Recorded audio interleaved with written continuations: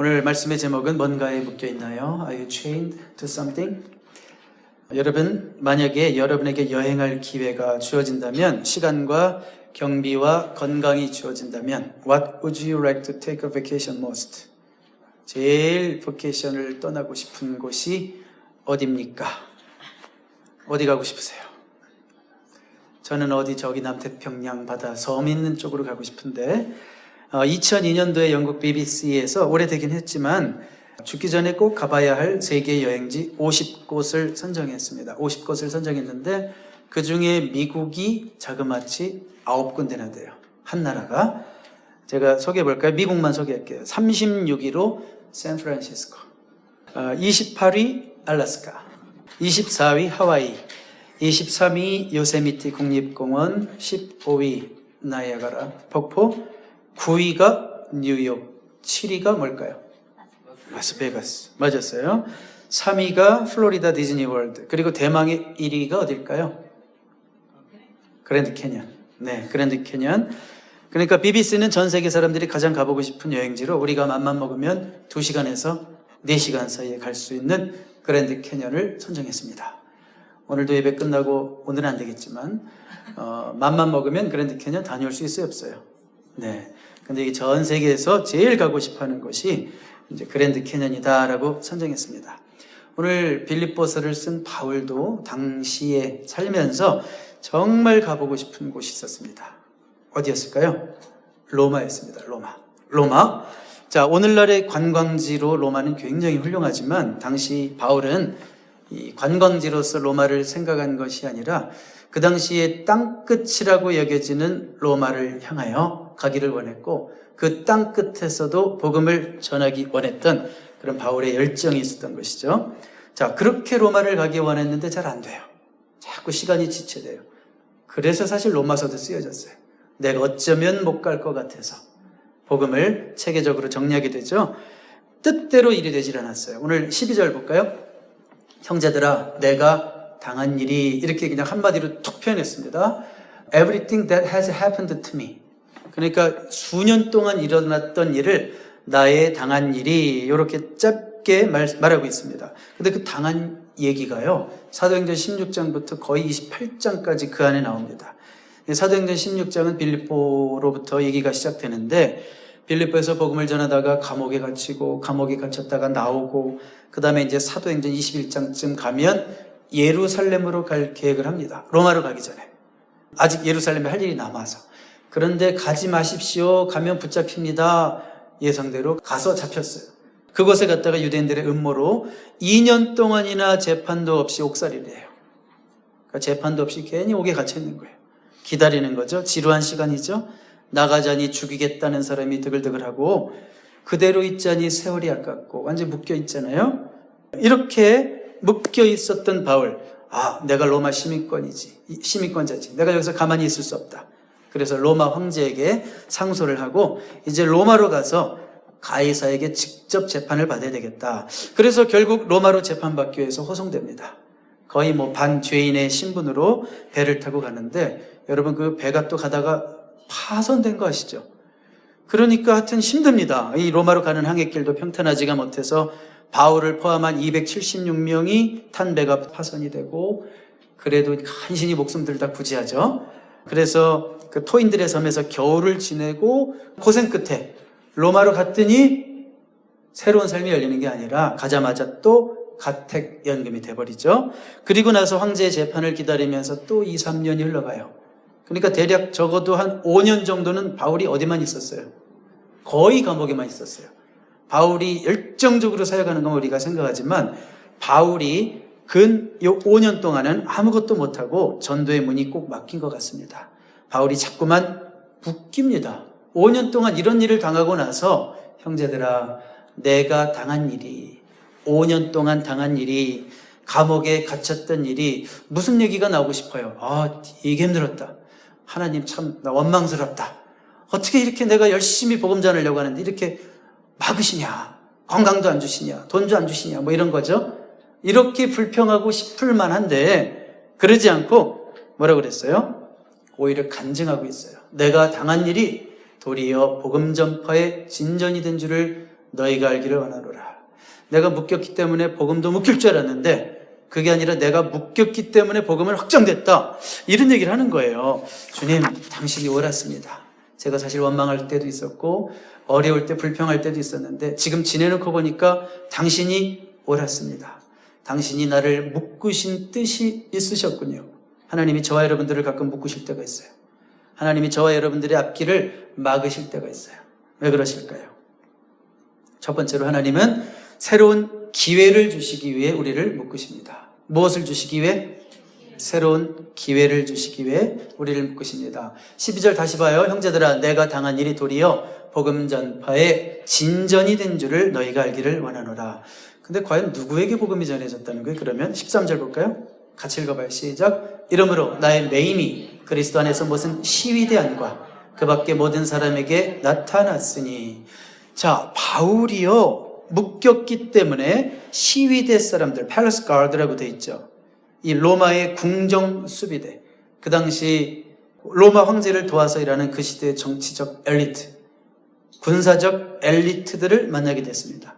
그러니까 바울의 전도 대상자만 바뀐 것뿐이에요.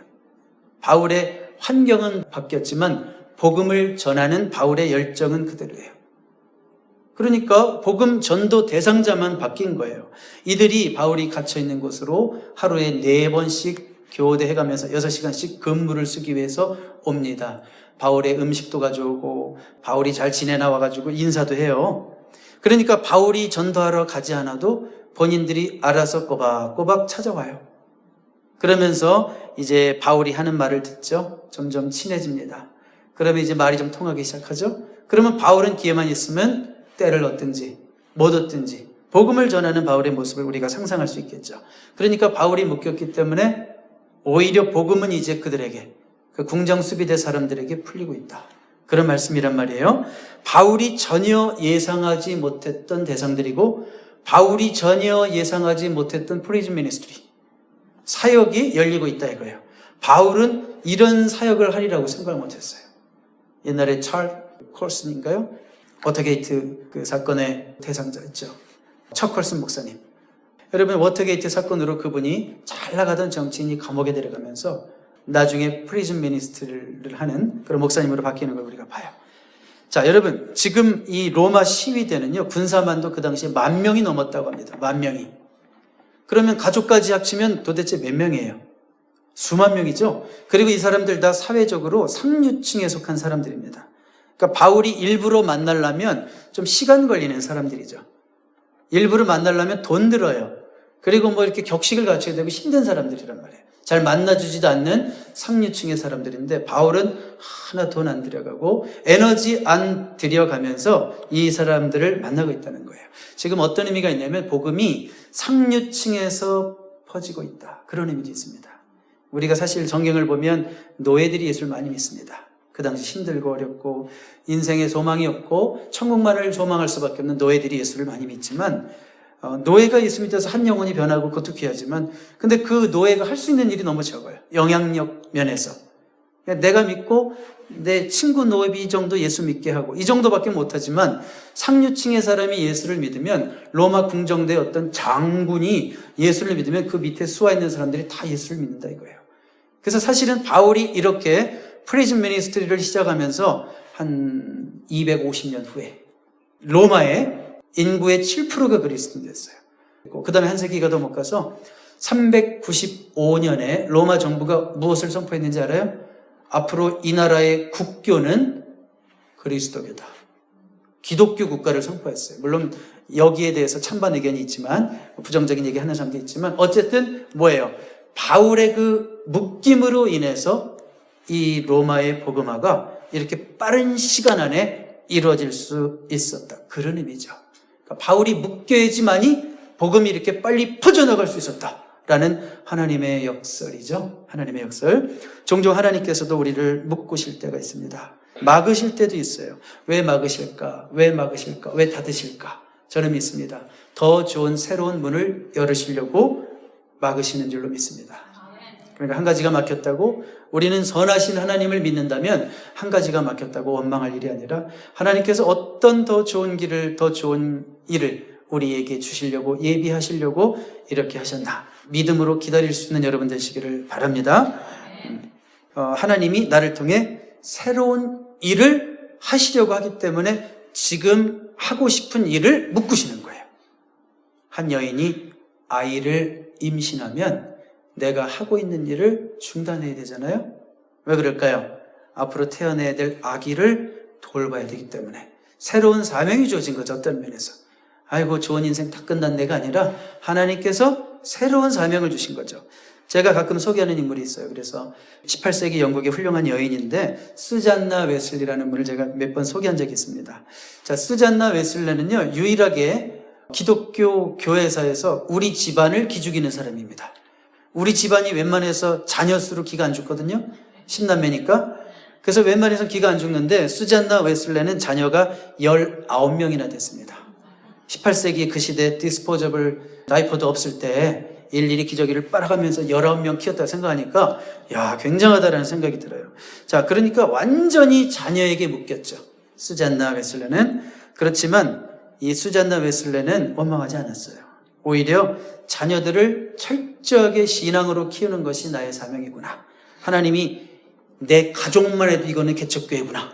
19명이 있으니 얼마나 할 일이 많겠어요. 그래서 자녀들이 볼 수 있도록 의도적으로 1시간이건 2시간이건 늘 조용히 묵상 기도하는 모습을 항상 자녀들에게 보여줬어요. 그러니까 자녀들이 자라면서 늘 엄마 기도하는 모습을 보면서 자라는 거죠. 자녀 중에 18세기의 영국 사회를 변화시킨 두 인물이 배출됐죠. 한 명은 요한 웨슬리고 또 한 명은 찰스 웨슬리입니다. 역사가들은요, 그 당시 그 시대에 프랑스에서는 유혈혁명이 있었어요. 프랑스 대혁명이라는 것 자체가 유혈혁명이죠. 1789, 1789년에. 근데 영국에는요, 유혈혁명이 없이 모든 그 변화의 진통을 잘 겪은 이유가 뭘까? 역사적으로 존 웨슬레와 그 찰스 웨슬레를 통한 영적 각성과 도덕적 회복이 있었기 때문에 영국은 그런 진통을 겪지 않고도 변화를 잘 맞이할 수 있었다. 이렇게 말하기도 합니다. 우리가 좀 비약해서 말한다면 한 여인이 묶임으로 인해서 영국 사회의 소망과 회복이 있었다 이거예요. 그러니까 우리는 현실, 현상, 지금 나에게 당하는 어려움, 내가 피부로 느끼는 어려움, 이것 때문에 하나님과 1대1로 기도하고 막 부대껴가지고 힘들어하지만 하나님은 우리가 생각하는 것보다 훨씬 더 큰 그림을 항상 그리면서 이 역사를 운행해 가신다고 하는 겁니다. 그 여인이 묶였기에 영국 사회가 열렸다. 올해는 2000몇 년이에요? 17년. 지금부터 500년 전이면 몇 년이에요? 1517년. 1517년에 무슨 일이 있었느냐면 여러분들이 잘 아시는 마틴 루터가요, 비텐베르그 성당문에 95개조 반박문, 캐톨릭의 그 부패와 타락을 지적하는 거의 학술적인 논문에 가까운 그걸 이제 요약해가지고 반박문을 딱 붙였단 말이에요. 95개를. 그게 바로 500주년이 되는 해예요. 그래서 올해는 기독교에서는 굉장히 중요한 해입니다. 종교개혁 500주년 기념의 해. 근데 루터가 당시 부패한 그 캐톨릭과 싸우느라고 정말 힘들었습니다. 여러분, 종교개혁이라는 거는 생명의 위협을 느끼면서 하는 거였어요. 그 당시에. 그래가지고 루터는 여러 번 죽을 뻔했고 이 버름스라는 회의를 통해서 파면됩니다. 너는 이제 그 당시로 말하면 신부도 아니고 너는 이제 재판받아야 마땅하고 이렇게 파면받았단 말이에요. 그리고 많은 사람들은 여전히 루터를 죽이려고 그래요. 루터가 입김이 너무 세니까. 그런데 진리를 또 이렇게 소화하는 사람들이 항상 있는 거예요. 그 보호하는 사람이 있어요. 루터를 보호해주고 싶은 사람이 루터를 안전한 곳으로 숨겼습니다. 바르트부르크 성에 루터를 숨겨줬어요. 그래서 루터의 종교개혁이 중단됐죠. 열심히 막 종교개혁을 해야 되는데, 부패를 위해서 싸워야 되는데, 지금 시간도 없는데 젊을 때 떼야 되는데 이 바르트부르크 성에 숨어 지내야만 했어요. 나가면 죽이겠다는 사람이 드글거리니까. 그러니까 루터는 묶였죠. 손과 발이 묶였고 아무것도 못합니다. 그렇지만 더 놀라운 일이 일어났어요. 루터가 그 바르트부르크 성에 숨어 지내면서 뭘 했는지 아십니까? 성경 번역을 했어요. 그 당시 소수의 사람들만 볼 수 있었던 라틴어 성경들, 사제들만 잘난 체 하면서 이 평신도들 하나도 못 알아듣게 혼자 막 라틴어로 성경 읽어대고, 일반 성도들은 내용을 알아서가 아니라 뭔가 신비한 하늘의 언어인가 이런 식으로 이 백성들을 무지몽매하게 몰아놓고 사제들만 읽었던 그 당시의 성경책, 그 성경을 온 국민이 읽을 수 있는 독일어로 번역을 한 거예요. 그 성에 묶였기 때문에, 갇혔기 때문에 독일의 모든 백성들에게 하나님의 말씀이 풀렸다. 이 얘기예요. 참 루터 입장에서는 답답한 것이고 한시가 바쁘고 지금 내가 이럴 때가 아니고 답답하지만 하나님은 오히려 묶으심으로써 푸는 역사를 계획하고 계시는 거예요. 여러분 참 이게 성경의 역설이고 놀라운 신비입니다. 우리는 풀리는 것만 좋아해요. 뭐 사단의 결박이 풀릴지어다 뭐 이런 것만 좋아해요. 그럼 아멘 하는데 묶일지어다 이런 별로 안 좋아해요. 사실은 우리를 묶는 것도 뭔가를 푸시기 위해서 하나님의 섭리와 계획 속에서 이루어지겠다 이거예요. Do you feel chained currently? 최근에 뭔가 묶여 있다고 느끼십니까? 어떻게 하셔야 되겠어요? 그것이 풀리기만을 기다리지 말고 묶인 그 자리에서 왜 묶으셨을까? 묶인 그 자리에서 하나님이 원하시는 것이 뭘까를 생각하시기 바랍니다. 바울의 묶임 때문에 복음의 진보가 나타났듯이 우리의 묶임 때문에 어떤 면에서 하나님께서 진보를 이루실 수 있을지를 영적인 눈으로 바라보면서 그 일에 매진할 수 있는 하나님의 귀한 백성들 되시기를 바랍니다. 자, 그래서 하나님은 새로운 기회를 주시기 위해 우리를 묶으시는 거예요. 바울이 묶임으로 인해서 더 놀라운 복음 전파의 역사가 바로 그 어두운 곳에서 시작되고 로마 사회를 완전히 변화시키는 역사의 시발점이 되는 겁니다. 두 번째로 하나님이 우리를 지키시기 위해 묶으십니다. 우리를 지키시기 위해 묶으십니다. 바울의 묶임이 바울을 지키셨다고요? 지켜주신다면 감옥에서 빼주셔야 되는 거 아닌가요? 그런데 오히려 바울이 감옥에 들어간 것이 하나님이 바울을 지키시는 방법이었다 이거예요. 여러분, 성경의 가장 많은 인물 중에서도 정말 위대한 한 사람을 뽑으라고 그러면 누구를 뽑고 싶어요? 사람마다 틀리겠지만 객관적으로 복음이 이 세상에 확장되는데 가장 귀하게 쓰임받은 한 사람이 누구예요? 바울이죠. 이런 바울이 타락하면 돼야 안 돼요. 이런 바울이 죄 가운데 빠지면 돼야 안 돼요. 나중에 보니까 뭐 스캔들에 휘말려가지고 뭐 어떤 여인이랑 어디서 발견됐더라. 이런 얘기 발견되면 돼야 안 돼요. 바울에게. 바울이 성경을 13권, 14권을 기록했는데 바울에게 그런 죄가 발견되면 어떻게 해요? 안 되죠. 그러기 위해서 하나님은 바울을 정결하게 지키셔야 돼요. 정결한 도구로 지키셔야 돼요. 바울을 지키시는 방법이 뭔지 아세요? 바울의 팔자를 늘어지게 하는 게 아니라 바울의 팔자를 이 세상에서 제일 힘들게 하는 거예요. 세상 말로 하면 바울처럼 팔자가 센 사람이 있어요? 이렇게 고달픈 사람이 있어요? 바울은 타락할 시간이 없어요. 바울은 방심할 시간이 없어요. 좀 마음이 편해지고 뭔가 좀 딴 생각 들고 나도 좀 그냥 하루에 텔레비도 한 4시간씩 보고 뭐 이런 생각 들만 하면 감옥에 가. 바울은 딴 생각할 시간이 없는 사람이었어요. 하나님께서 막 후려치시는 거예요.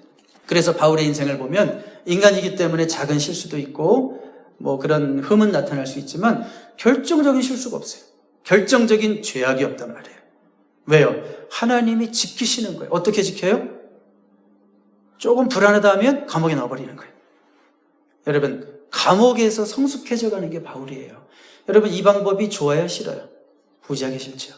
그렇지만 하나님은 때로는 여러분을 지키시기 위해서 그런 방법도 쓰실 수 있다는 것을 아십니까? 싫어도 인정해야 된다는 거 아십니까? 하나님 왜 나를 질병으로 묶으십니까?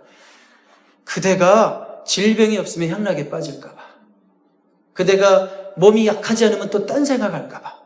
눈이 또 딴 여자한테 돌아갈까 봐. 딴 남자한테 돌아갈까 봐. 또 향락에 빠져가지고 딴 생각할까 봐. 하나님이 우리를 너무 잘 아세요.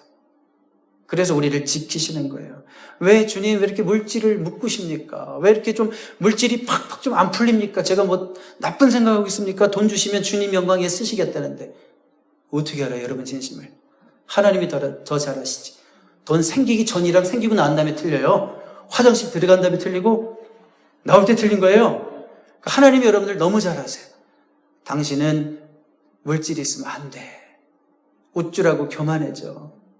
저도요, 이 짧은 목회 생활 가운데도 참 저분이 물질만 없었으면 참 물질이 그 인생을 망치는 인생을 봐요.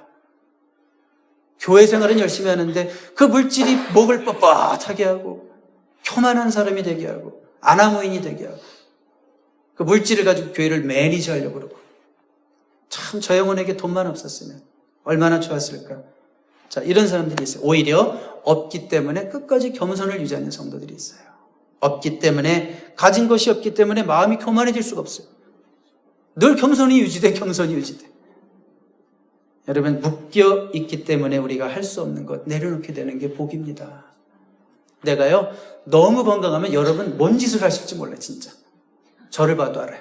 건강하면 절제를 못해요. 그냥 막 이것도 하고 싶고 저것도 하고 싶고 그러다 보면 진짜 딴 길로 빠지게 됩니다. 우리 인생. 하나님이 저와 여러분을 너무 잘하셔서 붙들어 주시려고, 자신의 품에 두시려고 여러분들 적당히 건강으로 묶고 물질로 묶고 또 힘든 사람 주변에 적당히 두셔가지고 하나님 의지하게 하시고, 내 마음이 너무 들들 볶이니까 힘들어서 기도하게 하시려고 어려운 환경을 두시고 어려운 사람 두시고.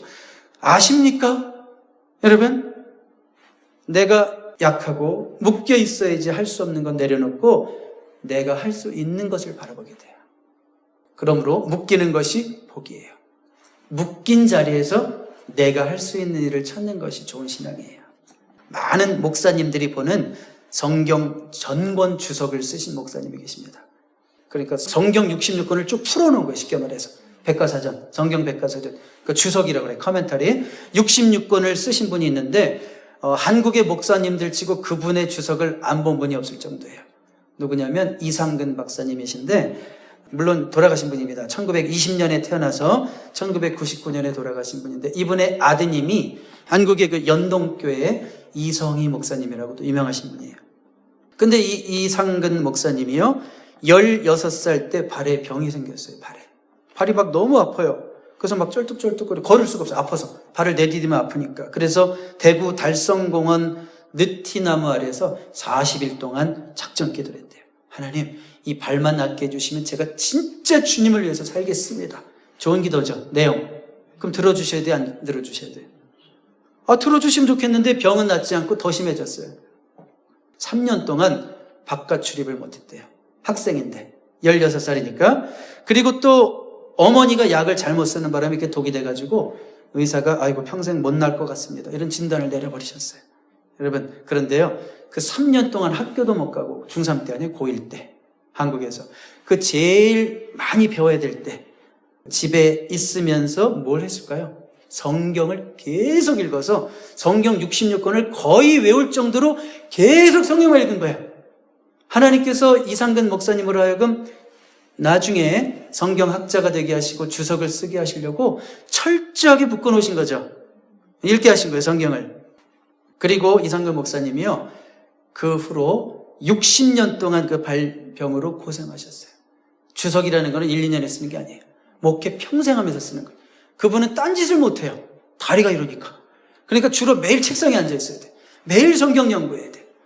그 60년에 걸쳐서 신구약 성경 주석 다 완성하셨죠.